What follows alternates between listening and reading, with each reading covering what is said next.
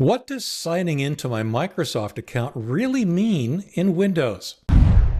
Hi everyone, Leo Notenboom here for askleo.com. Here's the question I got. The impression I get is that by signing into my Microsoft account, I'm abandoning my local account. Is that correct?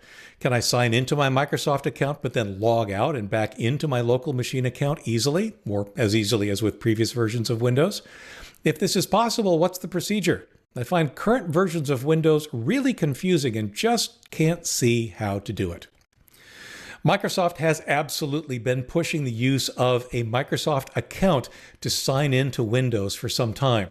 It was encouraged in Windows 10 and it was really encouraged in Windows 11. Fortunately, we can indeed still create local accounts. But I want to talk a little bit about the differences first and why you might actually want your Microsoft account. Essentially, any account that you use to access Microsoft services online is a Microsoft account. It's very similar to a Google account. A single Google account gets you access to all of Google's online services. A Microsoft account gets you access to all of Microsoft's online services, and now signing into your PC. Honestly, signing in with a Microsoft account is really no different pragmatically than signing in with a local account. Yes, there's a linkage to your account online, but what actually happens on your machine is very similar to what happens when you use a local account. There's a folder that's created, there's subfolders that are created associated with that login account, and so forth. So pragmatically, functionally, there's actually not a lot of difference. However, there are two sides to this coin. There are those who feel that by signing in using a Microsoft account, you're exposing more information than you should or want to Microsoft account. Let's face it, they get a record of when you sign in and potentially can see other things you're doing. My take, of course, is that you're using Windows. They could probably already do that regardless of what account you use to sign in. Bottom line, though, is that, yeah, some people are concerned and don't want to do it. My take is that it is actually an advantage to use a Microsoft account. When you sign in with a Microsoft account, the Microsoft services that you use on your machine are typically already signed in for you. For example, when I sign in with my Microsoft account to my PC, OneDrive is there, it's running, it's automatically signed into that same account. Other services may do the same thing. Now, the biggest single reason to use a Microsoft account is a scenario that I have heard regularly for 2 decades. I've lost the password to my machine and I can't sign in. Well, with local accounts, that password is only on that machine.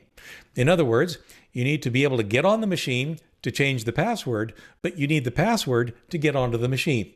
If you find yourself in that loop, you might very well be stuck. However, the Microsoft account authenticates using Microsoft services. So, if for some reason you forget the sign-in password to your PC, go to another PC, sign into your Microsoft account, or recover the account if the password isn't working. But once you've recovered and signed into that account, you now have a new password. Use that new password to sign into your PC. Simple as that. As long as your PC is online, it will use the new password that you changed online. So, what if you still want a local account? Well, it's absolutely possible. I recommend that you have a Microsoft account, but then you also create a local account if you want one. Let me show you how to do that. We're over here in Windows 11. I'm going to go to my Settings application, and in Accounts, we scroll down to find Other Users.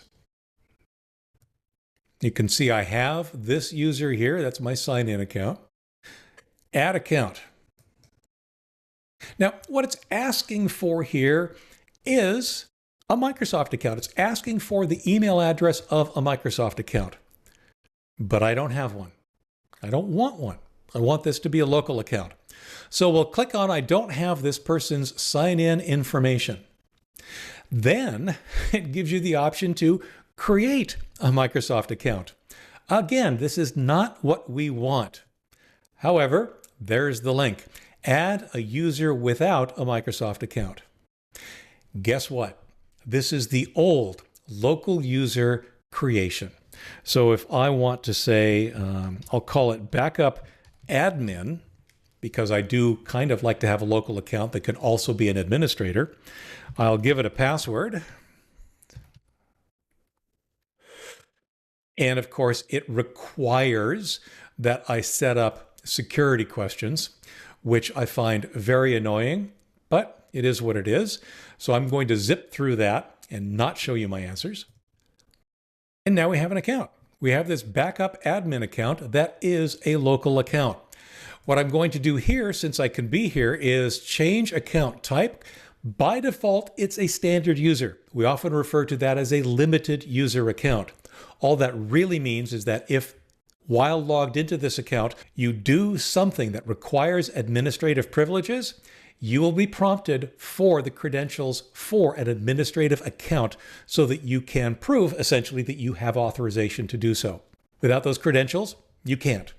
If your administrator account, which is what I typically like to do, you still end up having to answer a question when you're about to do something that requires administrative access, but rather than requiring additional credentials, it simply asks you if you really want to do it, and all you need to do is click OK. So there I have it. I have a local account on this machine that happens to be an administrator. Now, when I come to sign into this machine, I've got a choice. The choice is down here in the lower left-hand corner.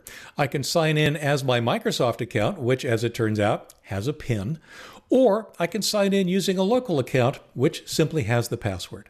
But that's all it boils down to. You now have a local account on this machine. Bottom line here is that I absolutely encourage you to use Microsoft accounts for signing into your machine, unless you have a real compelling reason not to. There's just really not that big a downside. However, if you want a local account, either instead of or in addition to a Microsoft account, now you know how to create one. For updates, for comments, for links related to this topic and more, visit askleo.com/13365. I'm Leo Notenboom, and this is askleo.com. Thanks for watching.